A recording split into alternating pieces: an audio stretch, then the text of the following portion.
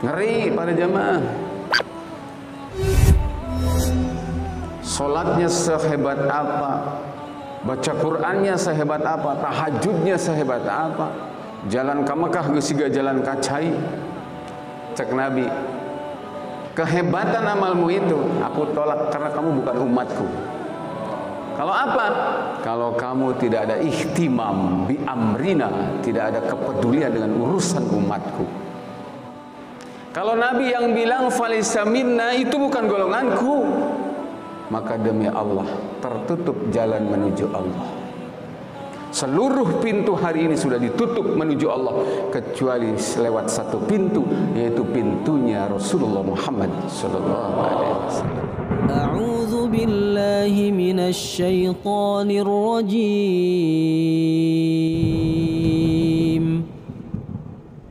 Bismillahirrahmanirrahim. Bismillahirrahmanirrahim. Alhamdulillahirabbil alamin wa bihi nasta'inu ala umurid dunya waddin. Allahumma shalli wa sallim wa barik ala sayyidina Muhammadin wa ala alihi wa ashabihi ajmain. Rabbi shrah li sadri wa yassir li amri wa hlul 'uqdatam min lisani yafqahu qawli ya Fattah ya Alim, amma ba'du. Jamaah sadayana daramang sadayana ya, sing sehat lahir batina ya, sing kuat iman Islamna. Temana muhasabah ya. Maknanya adalah perhitungan. Makna muhasabah itu adalah perhitungan. Jadi sering digabungkan kalimatnya dengan kata muhasabatun nafsi. Artinya apa? Perhitungan atas diri. Atau maknanya adalah mengevaluasi diri. Yang dimaksud dalam muhasabah itu, para jamaah rahimakumullah, apakah seseorang ya muhasabah diri berarti kita ya, apakah kita sudah termasuk orang yang menjalankan syariat Allah atau belum? Muhasabah itu simpelnya gitu para jamaah.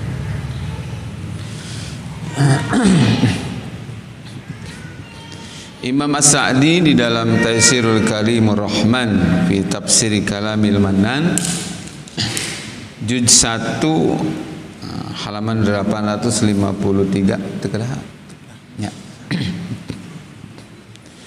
Itu menyebutkan muhasabatun nafsi itu dasar hukumnya adalah di surat Al-Hasr ayat 18. Allah Subhanahu wa taala ngadawuh, a'udzubillahi minasyaitonir rajim. Ya ayyuhalladzina amanu, hai orang-orang yang beriman. Jadi nu digero nu aya imanan jamaahnya. Nu teu aya imanan mah torek lolong ya. Budeg pecak lain matana tapi hatena. Matak teu digero. Nu digero teh nu iman. Cek Allah nu ariman, ittaqullaha, anjeun kabeh kudu takwa ka Allah. Wal tandur nafsum ma qaddamat ligodin, dan hendaknya setiap diri itu membaca ya perjalanan yang sudah dilewati untuk mempersiapkan hari esok. Hari esok tuh bisa hari esok kalau kita dikasih umur. Hari esok tuh bisa hari esok kematian. Itu modalnya adalah dengan kita membaca siapa diri kita di masa lalu. Wattaqullaha, dan bertakwalah kalian semua kepada Allah. Perintah takwanya disebut 2 kali dalam satu ayat ini. Innallaha khabirum bima ta'malun. Sesungguhnya Allah Subhanahu wa taala melihat apa yang kalian lakukan. Para jamaah rahimakumullah, muhasabah kalau Kanjeng Nabi itu setiap malam, Pak. Ya, Nabi itu muhasabahnya setiap malam. Jadi sebelum tidur itu ada beberapa amalan yang dibereskan oleh Nabi. Di antaranya adalah merenung dari bangun tidur ini sampai ke akan tidur, apa yang sudah dipikirkan, apa yang sudah dikatakan, apa yang sudah diberbuat. Bagaimana dengan Allah, bagaimana dengan sesama manusia. Itu Rasulullah ngajarkan itu. Satu, muhasabah ya. Yang kedua yang dilakukan oleh Rasul sebelum tidur rutin itu adalah memaafkan orang. Karena pantang sekali beliau tidur membawa dendam. Itu Rasul ya, dicontoh oleh para sahabat. Bahasanya adalah diikrarkan ya, mun bahasa orang mah Gusti ya Allah. Pami siang tadi ayah hamba Allah anu jahat ka abdi, anu zalim ka abdi, ya Allah abdi ngikrarkeun ngahampunten ya, saya maafkan, tidak ada dendam. Begitu juga wahai Allah, jika saya berbuat dolim seharian tadi, maka semoga engkau memaafkan dan mereka memaafkan. Jadi hablum minallah, hablum minannasnya disebut. Ya Allah, jika ada kesalahanku kepada engkau, maafkan ya Allah. Aku tidak mau tidur dalam keadaan Allah belum memaafkan. Yang kedua, selalu bahasanya adalah semoga jika ada hamba Allah yang lain yang aku zalimi, yang aku sakitin, yang aku berbuat salah kepada mereka, semoga mereka memaafkan. Jadi pada jamaah satu ya, jangan sampai tidur kita belum muhasabah dan juga belum rekonsiliasi. Kita memaafkan orang, semoga orang memaafkan kita. Itu yang senantiasa didawam oleh Rasulullah Muhammad sallallahu alaihi wasallam. Kembali lagi ke muhasabah para jamaah.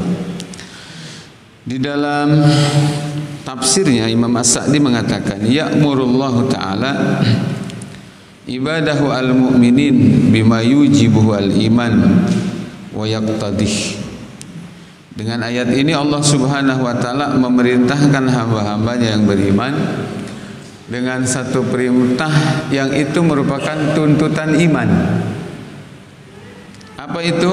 Min luzumi taqwa. Senantiasa berpegang teguh dalam ketakwaan. Sirran wa alaniyah, dalam kesendirian dan di keramaian. Fi jami'il ahwal, dalam segala situasi. Itu satu. Kemudian yang kedua, wa ayyura'u ma amarahumullahu bihi min awamirihi wa syara'ihi wa hududihi. Yang kedua, yang harus senantiasa dipertahankan, diperhatikan dan dipertahankan ini sebagai tuntutan iman, tuntutan takwa adalah seseorang harus menjaga syariat Allah. Bahasanya adalah wa ayyura'u ma amarahumullahu bihi min awamirihi wa syara'ihi wa hududihi. Perhatikanlah syariat Allah dan hudud ya. Karena syariat Allah itu kan mencakup dari bab thaharah sampai ke bab siasah, daulah, hudud segala macam. Yang sayangnya umat Islam di Indonesia yang mayoritas penduduknya Islam ini, saya merasakan banget dan saya bertanggung jawab. Itu hanya diberi porsi membicarakan Islam itu sebatas bab toharoh, bab ibadah, bab sedekah, bab haji, jeung umroh. Pada duit namanya. Yang lainnya sekarang sudah dipersempit, bukan cuma dilarang, syariat Islam sudah di framing negatif, dicitra burukan.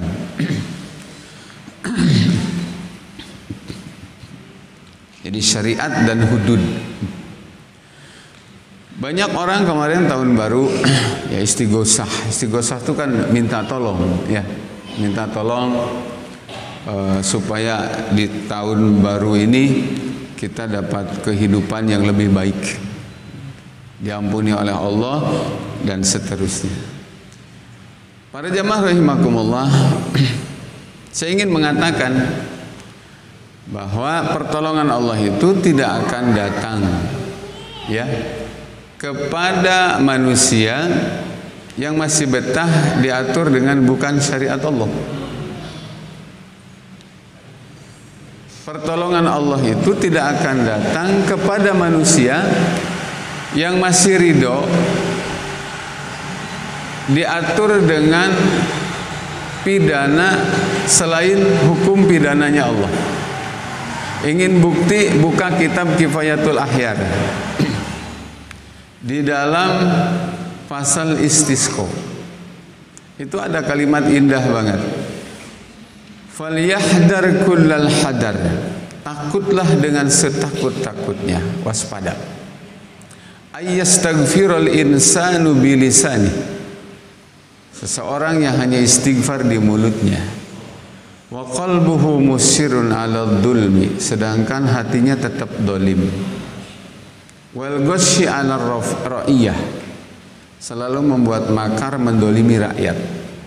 Waridho bi adami iqamati hududillah, dan ridho diatur dengan selain hududnya Allah. Yang ada di Indonesia sekarang kan ketika bicara pidana, bukan pidana syariat Islam, tapi hukum kafir Belanda, kafir kapah. Ya, sudah kafir 350 tahun. Ya, diusir secara fisik, tapi hukumnya dikekewek baik. Bodoh teh dipiara di urang mah, tolol teh diternak, diwariskan ke anak incu. Makanya Indonesia di usia HUT kemerdekaan RI yang ke-76 apakah rasa merdeka? Karaos teu merdeka. Mainnya merdeka pertali trek dileungitkeun. Piraku merdeka gas LPG mahal. Merdeka mah demi Allah kuduna gratis, da eta teh hak rakyat. Kunaon di urang mah dihargakeun malah hargana mahal, kusabab lahan-lahan minyak, sumur-sumur gas geus dijual ke asing.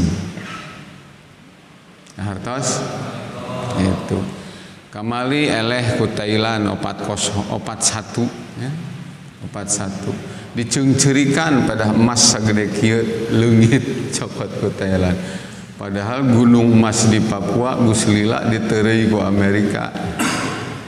Gara-gara naon Indonesia na teu make syariat Allah. Dalamun make syariat Allah mah gunung Papua itu adalah hak untuk dinikmati juga oleh orang Subang. Ieu mah boro-boro ku orang Subang, ku orang Papua na ge teu ngarasakeun. Nah, matak penting ayeuna muhasabah. Suarana jelas teu para jemaah? Ngagaung teu? Teu, oke. Lanjut ya. Waridho bi adami iqamati hududillah fastighfaruhu danbun. Ketika istighfar di mulutnya tapi hatinya ridho diatur dengan bukan hududnya Allah, ridho diatur bukan dengan syariatnya Allah, kitab itu mengatakan fastighfaruhu danbun. Istighfarnya itu menambah dosa. Li'annahu mustahji'un billah, karena orang yang seperti itu justru sedang melecehkan Allah. Kastighfaril Yahudi wan Nasara, seperti istighfarnya Yahudi dan Nasrani. Jadi para jamaah, ada loh ya istighfar yang harusnya menghapus dosa, ieu mah istighfar malah nambahan dosa. Siga naon? Siga kieu mun budak lalaki nu cunihin mah ningali budak awe lewat langsung kieu astagfirullahaladzim. Tah eta teh dosa, malah bisa murtad. Nah ternyata bukan cuma itu. Orang-orang yang istighfar di tempat-tempat istighosah, istighfar nepikeun ka nangis, minta supaya bangsa selamat, Indonesia selamat, masyarakat sejahtera, aman, adil gitu nya. Tapi hatena teh ridho diatur ku lain syariatna Allah, buka kitabnya, fastighfaruhu danbun. Orang itu telah menistakan Allah, berdosa dia dengan istighfar. Sallu ala Muhammad. Sallu ala Muhammad. Ayat kitabna pada jamaah. Nah, oleh karena itu maka pantas Imam As-Sa'di ketika mentafsirkan ayat surat Al-Hasr ayat 18, beliau mengatakan begitu. Ya. Selanjutnya jamaah yang dirahmati Allah taala. Kemudian ini muhasabah wa yanduru ma lahum wa ma alaihim, ya. Hendaknya orang-orang beriman itu selalu merenungkan, ya, tentang dua hal, berbuat baik atau berbuat dosa, berbuat baik atau berbuat buruk. Dievaluasi malam tuh. Kalau ada keburukan dilakukan siang tadi, maka disadari bahwa itu adalah buruk, itu adalah dosa. Besok jangan diulang. Kalau dalam muhasabah itu ditemukan dengan izin Allah, tadi pagi ada amal soleh yang diperbuat, apapun itu bentuknya, maka malam ini diingat bukan dalam rangka untuk ria atau mengungkit-ungkit, tidak, tapi dalam rangka untuk dipastikan besok harus dipertahankan dan ditingkatkan. Karena manusia itu terkait dengan perjalanan waktu ada tiga, hadirin. Satu, ada yang min jumlatil muflihin. Jadi bertambah waktu orang ini sukses. Kata Nabi, siapa? Orang yang hari ini lebih baik dari hari kemarin. Kalau besok ada umur panjang, itu lebih baik daripada hari ini. Itu orang sukses. Yang kedua, ada orang yang terkategori min jumlatil mugtarin, ya, manusia dari golongan orang tertipu. Siapa mereka? Mereka adalah yang hari ini dengan kemarin sama, nggak ada peningkatan kebaikan dan juga keburukannya sama. Kalau besok dikasih umur ternyata sama dengan hari ini, maka ini orang yang tertipu. Nah, lebih parah lagi yang ketiga, min jumlatil halikin. Hari ini lebih buruk dari kemarin. Hari esok atau minggu depan, bulan depan, tahun depan lebih hancur daripada hari ini. Maka berdoalah para jamaah rahimakumullah agar diistiqomahkan. Istiqomah supaya mendapatkan husnul khatimah. Jadi hari husnul khatimah teh para jamaah tong sekedar bukan cuma harapan, tapi harus dikondisikan. Ya, kita ingin husnul khatimah nih berakhir dengan kebaikan, maka pertahankan hidup ini dalam kebaikan. Ulah pegawaian dina dosa, tapi hayang maut husnul khotimah. Jalan lalakon nu ditempuh adalah pinarakaeun hungkul, tapi di akhirat hayang menang surga. Di dunia nu dicontoh Adam Smith, Yahudi jeung Nasrani, ari di akhirat hayang syafaatna Kanjeng Nabi. Gak bisa begitu. Nah, hadirin sadana jamaah rahimakumullah. Jadi mudah-mudahan dari pergantian tahun 2001 ke 2022 ini tadi Pak, orang teh kudu nanjak ya, lebih baik. Hanya ini ulah sampai golongan kedua atau golongan ketiga monoton daya peningkatan, bahkan lebih buruk. Dan masya Allah sekarang kan eranya era digital. Jadi berita itu cepat banget ya. Hati-hati para jamaah kalau kita tidak dalam keadaan sungguh-sungguh mempertahankan keistiqomahan. Banyak orang yang hari ini tergelincir dengan kekuasaan dan uang. Dulunya memfatwakan ucapan Natal haram, sekarang jadi harum. Karena geus meunang kursi empuk. Baheula mah keur jadi kiai ngomongna selamat Natal tuh haram. Ayeuna geus eureun jadi kiaina, jadi manehna sorangan menyebutkan tadi. Tergelincir dia. Artinya apa? Ini hidup tambah nyungsep. Itulah tipu daya dunia. Ya, orang kalau sudah setua apapun, kalau sudah silau dengan dunia, masya Allah, dia akan lupa dengan usia, dia akan lupa dengan kehidupan ini untuk apa. Bahkan dia tidak takut lagi karena mungkin sudah tidak percaya lagi bahwa nanti ada neraka. Ngeri kan? Masya Allah. Makanya pantas Imam Al-Ghazali nyebutkan fasadur ra'iyah bi fasadil umara. Rusaknya rakyat itu karena rusaknya umara, pejabat negara. Wa fasadul umara bi fasadil ulama. Rusaknya umara, para pejabat negara, karena rusaknya para ulama. Imam Ghazali loh ya. Wa fasadul ulama bihubbid dunya. Rusaknya ulama itu adalah karena cinta dunia. Ya, masya Allah. Gitu. Makanya saya setuju nih. Ini forum silaturahim antar komunitas. Di antaranya juga ada komunitas motor segala macam. Yang mungkin orang mengatakan, "Wah, budak baung segala macam." Budak baung hijrah akhirnya jadi soleh. Itu lebih baik daripada tadina kiai jadi mantan kiai. Laras sudah? Jelas? Shallu ala Muhammad. So, mending mantan kafir jadi muslim atau jadi murtadin mantan muslim. Mending mu'alaf mantan kafir. Mending mantan jelma soleh jadi baung, bahkan mantan kiai.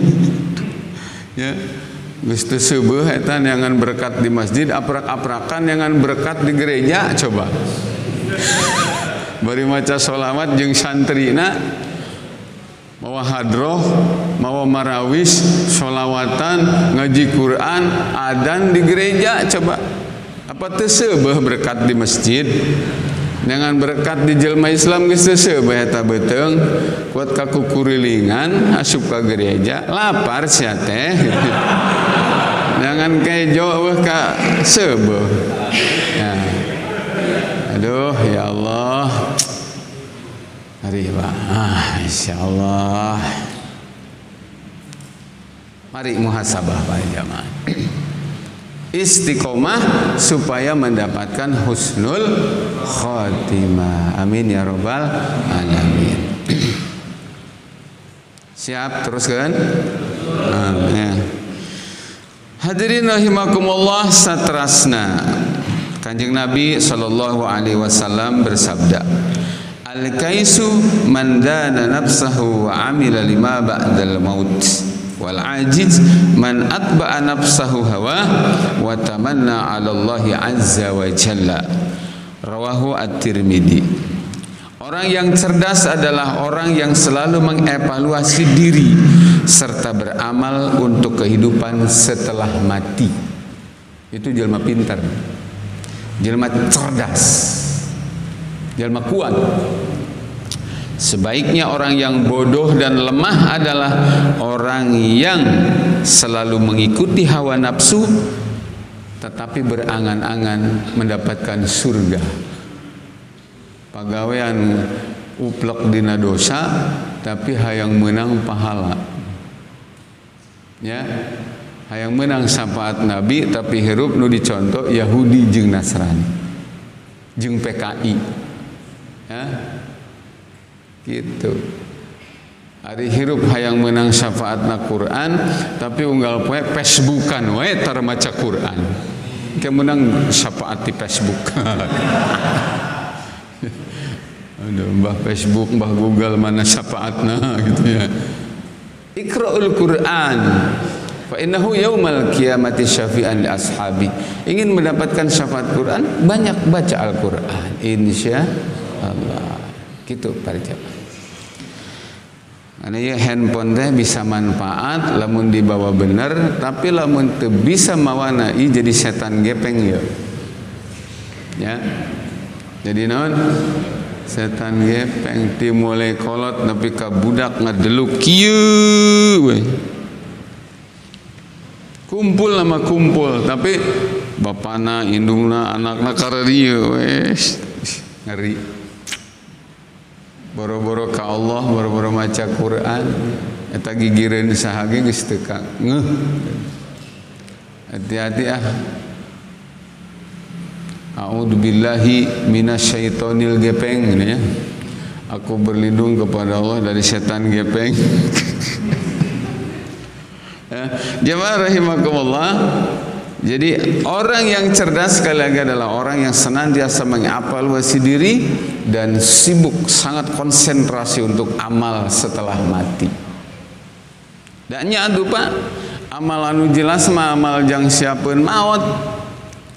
Urang teh ulah sampai capek tapi jang dunia. Naon soalna capek dan jang dunia mah punten Pak, demi Allah dunia mah mun teu urang ninggalkeun ti heula, dunyana ninggalkeun ti heula. Sok abi rek naros Pak. Nu beungharnya tanya, "Mang, hayang maot ti heula dunyana beuteuh, apa mang hirup keneh tapi dunyana kaduruk gitu?" Atau hancur kena gempa, pilih dah. Embung duanana cenah kitu. Teu bisa. Tapi amal para jamaah rahimakumullah, amal soleh luar biasa. Kita mati dia akan ngikut. Kan kita orang mau teh dituturkeun ku tiluan ya. Asup kali yang lahat teh.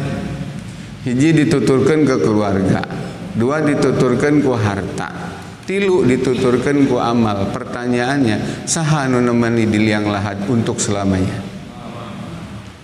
Amal. Keluarga balik deui. Ngeulah sumpah cinta sehidup semati. Ya. Masya Allah. Cai mata ge can garing, kuburan baseuh kene geus neangan deui eta. Ya Allah ya Rabb. Harta balik lagi amal dah. Makanya di dia disebutkan orang yang cerdas itu adalah orang yang mengevaluasi diri dan sibuk menyiapkan bekal mati. Insya Allah. Jauh-jauh di Purwodadi kadia apa coba? Bekal mati. Bekal mati. Karena dihitungnya tuh per langkah. Langkah ke masjid jelas, langkah ke pengajian, langkah ke silaturahmi. Duh, mau ditembongkeun mah Pak, ieu masjid moal mahi ya, jelema parebut ka dia yang kumpul. Ngan ku sabab teu ditingalikeun ku Allah. Persis seperti Allah teu ningalikeun surga, maka jelema teu kabita ku surga. Allah teu ningalikeun neraka, jelema teu sieuneun ku neraka. Kiwari tah. Alhamdulillah orang mudah-mudahan tanda. Sabab cek Nabi, mayyuridillahu bihi khairan yufaqihu fiddin. Siapa orang yang dikehendaki baik oleh Allah, satu tandanya dia condong untuk belajar agama. Nah ini kudu dipertahankan. Insya Allah. Baik hadirin rahimakumullah. Selanjutnya itu muhasabah pribadi. Perlu dikenal para jamaah peryogi kauninga. Ternyata muhasabah itu tidak cukup hanya untuk pribadi. Ya. Tapi kita harus juga melakukan muhasabah yang sifatnya untuk umum. Untuk orang lain. Kenapa? Karena Nabi bersabda, la yu'minu ahadukum hatta yuhibba li akhihi ma yuhibbu li nafsihi. Kalian itu tidak beriman, kata Nabi, sehingga kalian bisa mencintai saudara kalian persis seperti kalian mencintai diri kalian sendiri. Jadi kalau kamu baik baru sendiri, sementara saudaramu belum baik, tidak kamu pikirkan, dolim kamu. Kamu bisa tidur karena kekenyangan. Kamu tidak pernah berpikir saudaramu susah tidur karena kelaparan. Dolim kamu, kata Nabi, kamu tidak beriman. Kamu dengan mereka itu satu tubuh. Kebahagiaanmu adalah ada hak bahagia untuk orang lain. Derita saudaramu itu adalah kamu harus mencoba masuk untuk bisa merasakan derita saudaramu. Baru orang beriman. Jelas Pak Jamaah? Jadi kadek Pak, muhasabah tidak hanya untuk sendiri. Emang doa menikoret, ya Allah surga kangge abdi, ya Allah rezeki kangge abdi. Abdi we hungkul. Dia nggak tahu kata Nabi. Orang Islam itu kalau mendoakan saudaranya la dhahril ghaib, orang lain tidak tahu bahwa dia didoakan. Itu yang mengaminkannya malaikat.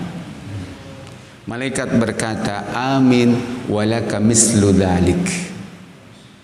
Misalnya ada orang mendoakan saya nih ya, mudah-mudahan Ahmad Zain tetapkan iman Islam, dipasihan kahirupana istiqomah dina taat dina berjuang, rezekina berkah. Itu yang amin malaikat.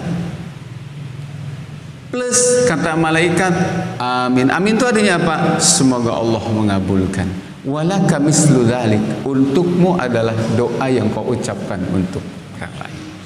Tapi ketika orang berdoa hanya untuk dirinya sendiri, malaikat tidak ikut amin.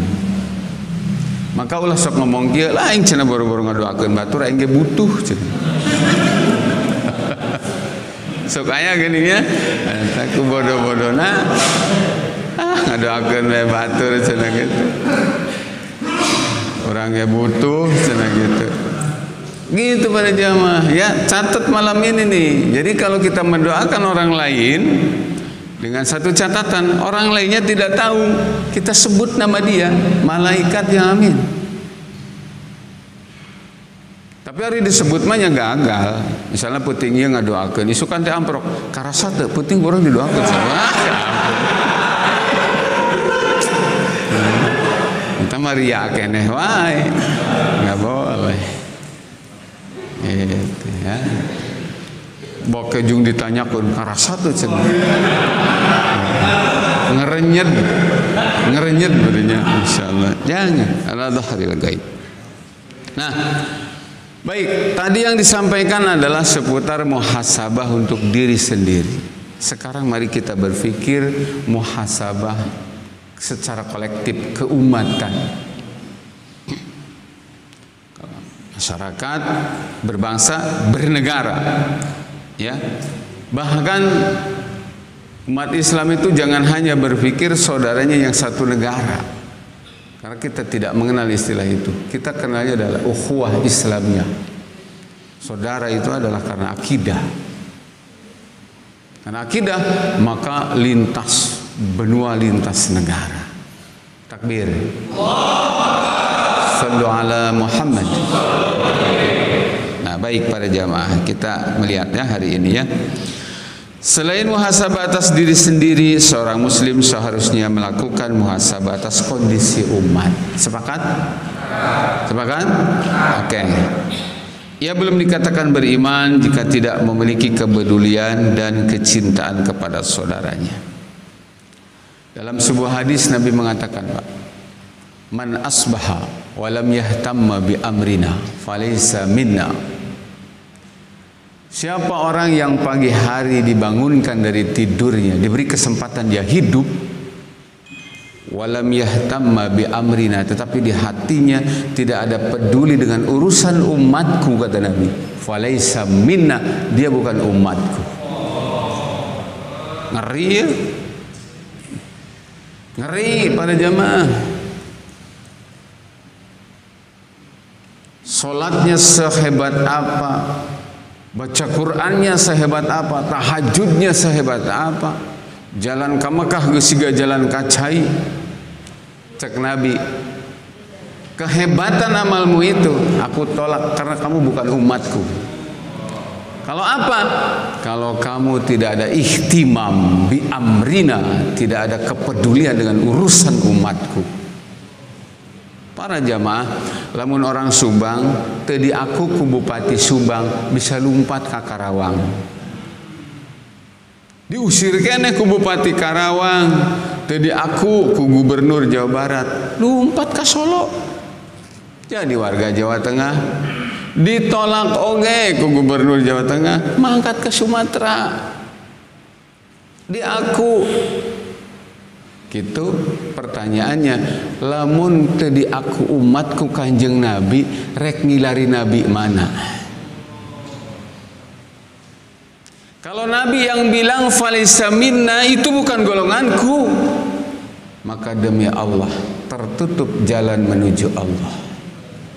Seluruh pintu hari ini sudah ditutup menuju Allah kecuali lewat satu pintu, yaitu pintunya Rasulullah Muhammad sallallahu alaihi wasallam.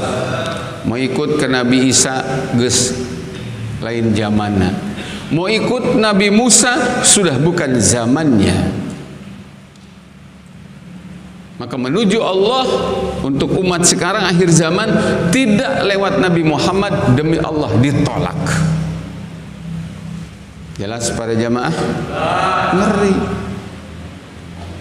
Sekali lagi, kalau kita ditolak oleh siapa, kita bisa pindah tempat. Tapi kalau ditolak oleh Nabi, mau nyari Nabi kemana? Dan itu sudah satu paket. Kalau Nabi ridho, Allah ridho. Kalau Nabi benci, Allah benci. Kalau Nabi terima, Allah terima. Kalau Nabi menolak, ditolak. Gitu para jamaah. Sallu ala Muhammad. Teruskan. Ya. Hadirin sadayana. Jadi orang kudu mikirkan ya kondisi umat. Saya pernah Pak, suatu ketika silaturahim ke salah seorang pengasuh pesantren. Gede pesantren itu. An santrina eueuh. Insyaallah. Ya tetap kasebutna kiai. Waktu itu saya bicara, kebetulan situasinya adalah lagi Israel ngebom pakai fosfor itu yang melepuh ke kulit. Saya bicara tentang kondisi umat di Palestina ke kiai itu. Apa kata kiainya? Ustad, geus lah ulah ngomong jauh teuing jeung saya mah. Segala ngomongkeun Palestina, ya di RT orang ge loba kene jelema nu can salat kitu. Aduh ya Allah. Ya kiai siga batu. Diajak ngobrol tentang Palestina, dikat saya. Ulah jauh teuing cenah mikiran di RT orang ge loba kene nu can salat mah. Naon hubunganana? Warga orang nu can salat di pikiran diurus. Emang orang teu diwajibkeun mikiran nasib umat Palestina. Meureun dina otakna teh kieu meureun, eta mah lain bangsa urang. Eta mah bangsa Palestina, urang mah bangsa Indonesia. Eta ngaranna asobiyah eta. Nasionalisme itu adalah asobiyah. Ya. Jelema lamun keukeuh fanatik jeung kebangsaanana tapi teu fanatik dengan akidahna, catat Pak, jelema bisa musyrik. Namun soalnya bisa dia tidak mengaku saudara dengan orang yang ada di luar negaranya dia tinggal. Naudzubillah min. Hadirin rahimakumullah. Padahal saya teh lain rek ngajak manehna ka Palestina lain. Mikir terus bicara asal masalahnya apa, solusinya apa, kan semua berawal dari situ kan? Itu para jamaah. Baik, hadirin rahimakumullah. Ya. Peratoskeun. Kembali lagi dengan kondisi umat.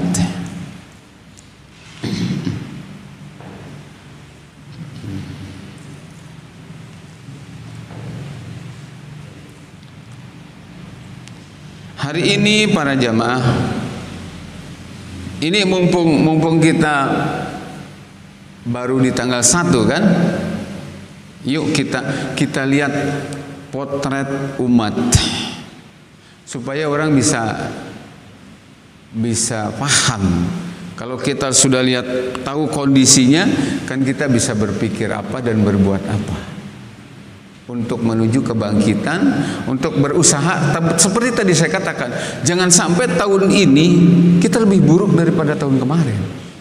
Jadi kita harus tahu dulu kondisi umat seperti apa realnya hari ini. Sepakat? Setuju?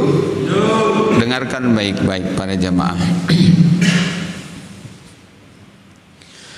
Hari ini umat masih terus terperosok ke dalam jurang kemunduran. Pangkal dari segala kerusakan ini adalah akibat pembangkangan kepada Allah Subhanahu wa taala. Di dalam surat Ar-Rum ayat 41 Allah berfirman, "Dhaharal fasadu fil barri wal bahri bima kasabat aydin nas." Ya. Tampak kerusakan di darat dan di laut itu adalah akibat al-ma'asi allati yartakibuhan nas, karena maksiat yang dikerjakan oleh manusia, karena dosa. Saya mau tanya para jamaah, dosa naon nupang badagna? Dosa syirik. Benar, Pak. Non sebabna dosa syirik disebut dosa panggedena, karena Allah terus memponis innallaha la yaghfiru ayyushraka bih. Sesungguhnya Allah tidak akan mengampuni orang yang mati dengan dosa syirik. Wa yaghfiru ma duna dzalika liman yasha. Sedangkan untuk dosa selain syirik, Allah masih membukakan pintu ampun bagi orang yang dikehendakinya. Makanya sekali deh Pak, dosa naon nupang badagna nupang seremna? Syirik. Nah, jadi pertanyaan Pak, syirik naon nupang gede-gedena? Perdukunankah itu? Nyembah batu? Boga batu ali? Iya si aya ngaranan sampai disebutnya. Oh, disaprak make cincin ya. Dagangan orang payu cenah gitu. Musyrik tah. Ya. Tapi para jamaah rahimakumullah, ieu aya syirik nupang badagna jadi sumber terjadina kemusyrikan nul sejen cabang. Aya dulur-dulur urang nyebutkan bid'ah. Oke, kita tinggalkan bid'ah karena kita harus kembali kepada sunnah. Tapi terangkan aya bid'ah nupang bid'ahna jadi engkongna bid'ah. Apa itu? Jawabannya adalah demokrasi. Demos kratos, kedaulatan rakyat. Rakyat yang berdaulat membuat hukum halal dan haram. Rakyat yang berhak untuk mengatur baik dan buruk. Bukan Allah. Dalam negara demokrasi begitu. Demokrasi punya anak 4. Kebebasan beragama, kebebasan bertingkah laku, kebebasan ngomong, ngan hanjakal teper, ngomong sesat memenang, ngomong Islam mah dilarang. Sok ngomong jihad jeung hilafah habong teu dicirian. Ya teu. Sok ngomong sing parele di khutbah, togut, naon togut teh? Setiap hukum selain Allah itu ngaranna togut. Anu nurut kana hukum buatan manusia berarti eta nu nyembah ka togut, dijamin bulan hareup dicoret teu khutbah deui. Sok percaya teu? Jadi ngomong bener mah dilarang urang teh. Tapi ngomong nu sesat-sesat bebas. Masya Allah. Nu kaopat bebas kepemilikan. Rek dagang embe, rek dagang anjing kop. Ek dagang kelapa muda, ek dagang bir, minuman keras, menang. Rek dagang daging embe, rek dagang daging awewe, engkop. Bener di Indonesia. Emang jinah dilarang di Indonesia? Tidak. Tidak. Betul. Masya Allah. Syirik naon upang badagna demokrasi. Demokrasi itu lain soal pemilu hungkul. Dari pemilu mah hukum asalnya sebenarnya mubah, milih pemimpin. Mubah. Tapi yang jadi prinsip inti dina demokrasi termasuk dina pemilu geus teu make syariat Islam, saha wae meunang nyalonkeun. Padahal dina Islam calon pemimpin teh aya syaratna 7. Muslim, kafir lewat. Lalaki awewe cicing. Awewe mau ulah hayang jadi presiden. Urus didik anak sing bener. Jadi pejuang bangsa, ulah jadi pengkhianat bangsa. Nah itu. Nu katilu naon? Baleg. Nu kaopat naon? Merdeka. Merdeka maksudnya teh ulah hamba sahaya atau dalam pengertian ieu nu jadi pemimpin mah ulah kacung. Ongkoh boga hulu tapi eueusian dikendalikeun ku penjajah asing jeung asing. Nya kitu we. Kata ngaranna budak eta teh, lain jelema merdeka. Ulah ngurusan negara eta mah deuh. Ngurusan kandang hayam ge moal begu. Ulah mikir ke negara, komo negara segede Indonesia, titah ngurus embe moal bisaeun. Terus akibatna teh naon? Ngawadul we jeung janji, tapi eueuh bukti. Ek nyieun 10 juta lapangan kerja. Ternyata PHK anu aya. Oh bener, mareunang pagawean, tapi orang Cina. Sate cika tuh sing rada pinter mata kaina muhasabah. Betul? Masya Allah. Hadirin sadayana. Mata serek nanya, hayang kan orang teh salamatkan? Cak Allah, ya ayyuhalladzina amanu taqullaha haqqa tuqatih wa la tamutunna illa wa antum muslimun. Jangan kalian mati kecuali dalam keadaan Islam. Teu bisa Pak maot dina kayaan Islam lamun urang masih ngekeuweuk sistem demokrasi sekuler liberal. Enggak bisa. Da Islam maknana ge al-inqiyad wal qabul, pasrah. Lain liberal. Ari liberal mah kan bebas. Muslim tapi liberal, nya ulah jadi muslim ani liberal mah. Betul? Atuh ulah ngaku pangeran ka Allah, ari faktana lain hukum Allah nu dipake, hukum buatan manusia. Gitu. Kembali lagi hadirin rahimakumullah. Coba lihat ya. Di negeri yang mayoritas muslim ini bukan saja terjadi pembangkangan terhadap hukum-hukum Allah. Bahkan syariat Allah kerap distigmatisasi. Semangat dakwah untuk menegakkan agamanya justru diberi merek radikal dan dipandang sebagai ancaman. Karasan teu? Karasan teu? Urang teh hayang nyalamet ke negara, maka Islam disebutna teh ieu bangsa ISIS cenah kitu. Ieu bangsa teroris. Teroris teh naon? Dijieun tina aci apa tina naon eta teroris? Teroris itu jadi sesuai dengan katanya ya teror. Jadi orang yang membuat teror, keresahan. Siapa teroris itu? Saya berani bilang teroris itu sekarang adalah koruptor.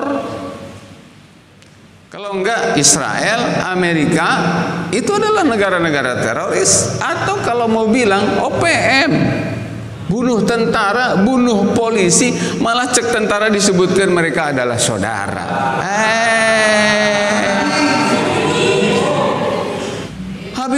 Rizik yang berjuang ingin menyelamatkan Indonesia dengan khas dakwah beliau amar ma'ruf nahi mungkar, di penjara. Coba maihan henteu nanaon henteu, ormasna dibubarkeun, dicap teroris. OPM nu jelas maihan tentara jeung polisi, maihan tentara petugas kesehatan, membunuh warga sipil, tidak disebut teroris. Kenapa coba? Jawabannya satu, pokoknya teroris itu hanya dialamatkan untuk orang Islam, Pak. Kalau pelakunya bukan orang Islam, tidak disebut teroris. Sing percaya. Makanya lamun anu nyebutkeun Islam radikal, Islam teroris, ulah percaya. Itu yang pertama mempopulerkan Islam radikal, Islam moderat, itu ternyata George Bush jeung Tony Blair tahun 2005-2006. Jangan percaya. Jelas para jemaah? Kurang teh kudu husnudon dengan sesama muslim. Siap? Siap? Itu. Ya mahaya ahwat make cadar disebut ninja. Awas. Ari awewe nu teu nutup aurat teu dianggap risi.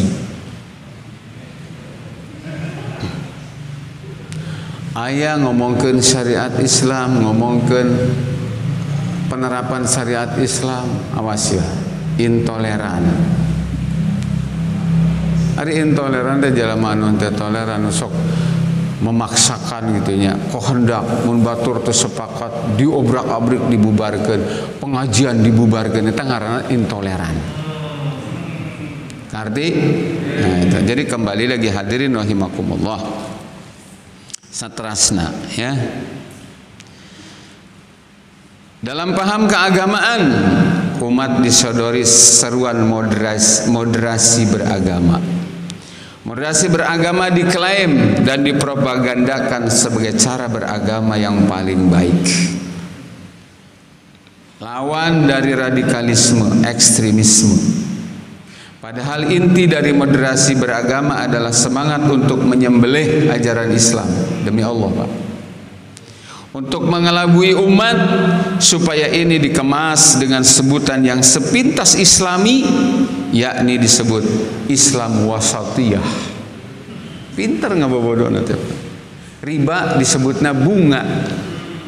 Kan bunga mah indah, harum dan mewangi kan? Nah, gitu para jamaah. Moderasi beragama disebut Islam wasatiyah. Hati-hati pada jamaah. Pelacur WTS disebutnya PSK. Geus bener pelacur WTS wanita tunasusila. Sekarang diganti bahasana PSK, pekerja seks. Kan diperhalus. Cekur anak tiap-tiap jelma anu teu nyembah Allah, anu agamana lain Islam, cek Allah bahasana kafir, diganti non muslim. Itu kan diperhalus. Neraka gengge diperhalus, wisata air panas. Moderasi beragama disebut wasatiyah. Itu adalah pengelabuan. Racun tapi disebut madu murni. Padahal mah lamun nyawani, Pak. Manehna teh lamun teresep ka Islam sebut weh, saya kafir, kan enak. Ya kagok ieu mah ya, ongkoh otakna geus anti Islam, teu aya Islam-Islamna dina hate teh geus kafir hungkul ngablegedeg gitu nya. Tapi kagok ku peci, kagok ku sorban, paseh macakeun ayat Islam wasatiyah. Moderat. Coba orang buka, apa itu moderat? Nah, hadirin rahimakumullah. Perhatikan baik-baik. Istilah dan ajaran ini ya, bukan berasal dari Islam, juga tidak pernah digunakan oleh para ulama. Tentu karena paham moderasi beragama murni berasal dari Barat untuk melumpuhkan ajaran Islam. Dengan dalih moderasi beragama, para pembuat kebijakan dibantu tokoh-tokoh agama yang terbeli merasa berhak menentukan ajaran Islam mana yang harus dipakai dan mana yang harus dibuang. Bayangkan, ajaran Islam ada yang dibuang. Dengan arahan Barat, hukum-hukum Islam yang dianggap bertentangan dengan prinsip sekulerisme, pluralisme dan liberalisme serta demokrasi harus ditiadakan. Sebutan kafir ditiadakan karena dianggap bertentangan dengan ajaran pluralisme. Kebebasan seksual seperti perzinahan dan LGBT terus diperjuangkan, diantaranya melalui rancangan undang-undang TPKS, tindak pidana kekerasan seksual, sebagai bagian dari paham liberalisme. Kan jelema di lembur lo tengah arti ya tak. Naon cenah Pak Ustad eta teh? TPKS Kang. TPKS harganya sabarahaan. Kewajiban para pelajar muslimah untuk menutup aurat dan berjilbab dihalangi melalui pasal 34 Peraturan Menteri Pendidikan dan Kebudayaan nomor 45 tahun 2014 tentang pakaian seragam sekolah bagi peserta didik jenjang pendidikan dasar dan menengah. Intinya, sekolah tidak boleh mengimbau apalagi membuat peraturan untuk para siswi termasuk muslimah agar mengenakan busana Islami. Lari ke ekonomi. Kondisi perekonomian umat kian dicengkram oleh sistem kapitalisme dengan lahirnya undang-undang Omnibus Law yang menguntungkan para pengusaha, importir dan para pejabat pemburu rente. Selain dipandang merugikan kaum buruh, undang-undang tersebut juga mengancam berbagai sektor seperti pertanian dan lain-lain. Umat juga terus dicekoki dengan monsterisasi terhadap ajaran Islam. Dua diantaranya adalah jihad dan khilafah. Padahal jihad yang telah mengantarkan Indonesia ini merdeka, berhasil mengusir penjajah. Jihad Pak, lain ngopi. Belanda diajak ngopi kahayangna. Apa bisa Pak bangsa Indonesia ngusir Belanda? Bambu runcing modalna lawan pesawat, lawan alat perang yang untuk zamannya sudah super canggih. Tidak bisa Pak merdeka. Kenapa merdeka? Karena umat Islam jihad. Akhirnya Indonesia negeri merdeka, jihadnya disebut terlarang, dicoret ku Menteri Agama nu ti heula. Dicoret itu jihad coba. Masya Allah. Ya Allah ya Rabbi ya Karim. Potret-potret peperangan di dunia Islam seperti Suriah atau ISIS di Irak sering di-framing sebagai akibat dari seruan menegakkan khilafah dan jihad. Penipuan ini terus dilakukan terhadap umat yang tidak paham konstelasi politik di negeri-negeri muslim. Padahal sebenarnya beragam perang dan konflik yang terjadi sengaja dipicu oleh negara-negara penjajah seperti Amerika, Inggris, dan Rusia. Itu adalah di antara strategi mereka yang tengah memperebutkan daging kaum muslimin. Para penjajah itu ingin melanggengkan hegemoni dan merampok kekayaan alam umat Islam di negerinya masing-masing. Hadirin rahimakumullah. Selanjutnya,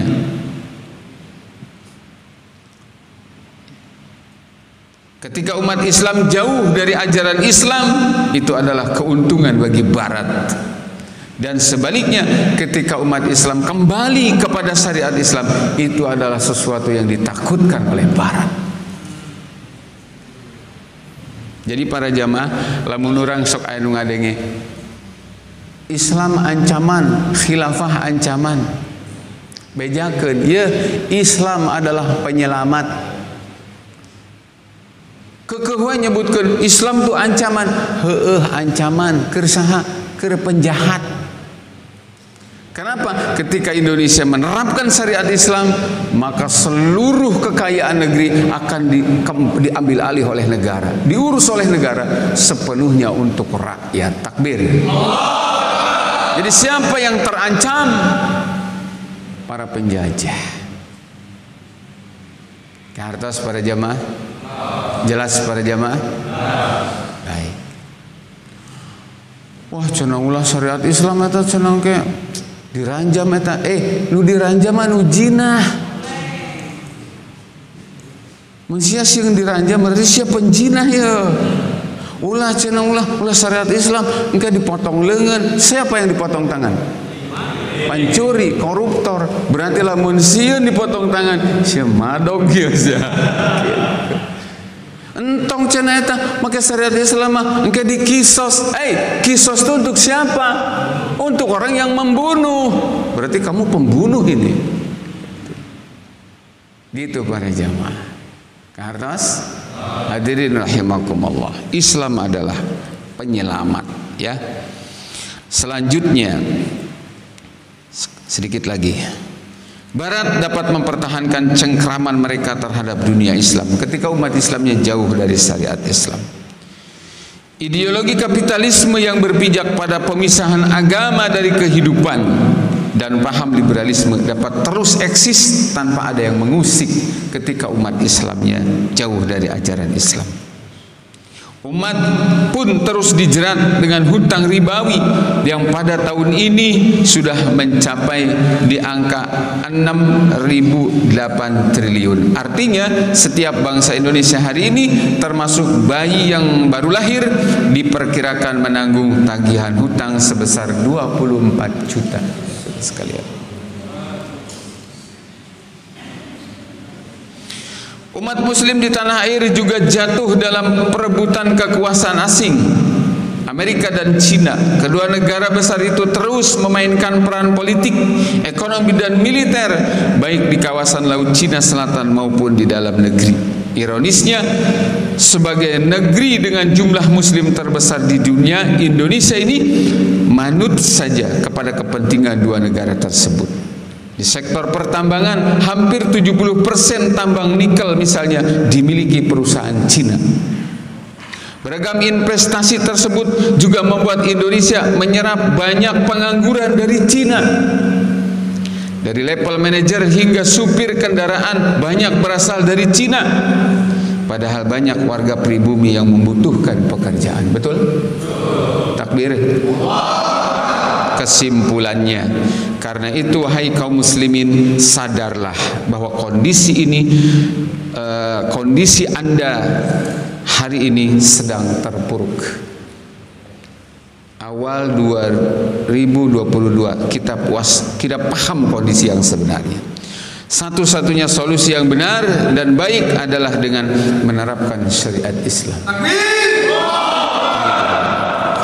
Keimanan kita pada Islam tentu mengharuskan kita taat secara total kepada Allah. Telah terbukti sekularisme kapitalisme dengan oligarkinya telah merusak umat dan negeri ini. Janganlah kita mengulangi kesalahan yang sama dengan tetap mempercayai sistem kehidupan selain Islam. Jika kita tetap berkubang dalam sistem kehidupan selain Islam, tentu kita akan terus terpuruk dan tidak akan pernah bisa bangkit kembali. Sebabnya kebangkitan dari segala keterpurukan hanyalah dengan cara kita kembali kepada Islam secara total dalam sistemnya, bukan demokrasi.